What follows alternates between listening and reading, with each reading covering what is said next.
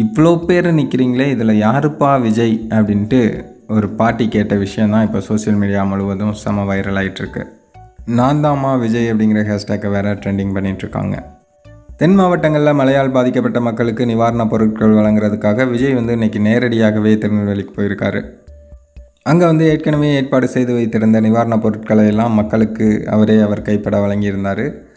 அப்போது எக்கச்சக்கமான ஃபன் நடந்திருக்கு.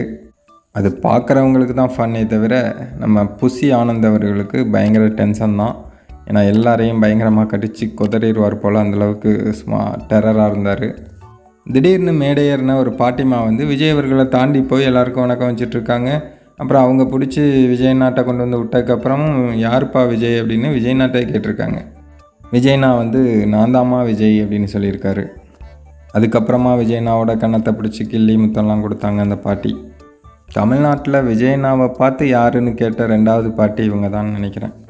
எதற்காக பாட்டிக்கு அடையாளம் தெரியாமல் போயிருக்கோம்? விஜயண்ணா மேக்கப் போடாமல் வந்ததுனாலையா, அல்லது கொஞ்சம் கெட்டப்லாம் மாற்றி மீசை தாடியெல்லாம் ட்ரிம் பண்ணியிருக்காரு அதனால் தெரியாமல் போயிருக்குமா அப்படின்னு ஒரே குழப்பமாக இருக்குது. சரி, எது எப்படியோ மொத்தத்தில் விஜய்ண்ணா இன்றைக்கி நிவாரணப் பொருட்கள்லாம் வழங்கியிருக்காரு.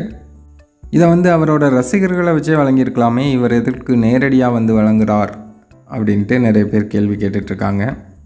நேரடியாக வழங்கலை அப்படின்னா அப்போ ஓட்டு யார் போடுவாங்க? அரசியலுக்கு வரும்போது அங்கங்கே அதை இதையும் பண்ணால் தானே அப்புறம் அவருக்கு ஒரு பேர் கிடைக்கும், புகழ் கிடைக்கும், அதை வச்சு ஓட்டு போடுவாங்க. சரி, மொத்தத்தில் 2026 அண்ணன் தான் சிஎம்மாக இருப்பார் அப்படின்னு நினைக்கிறேன். நீங்கள் என்ன நினைக்கிறீங்க அப்படிங்கிறத கமெண்ட்டில் சொல்லுங்கள்.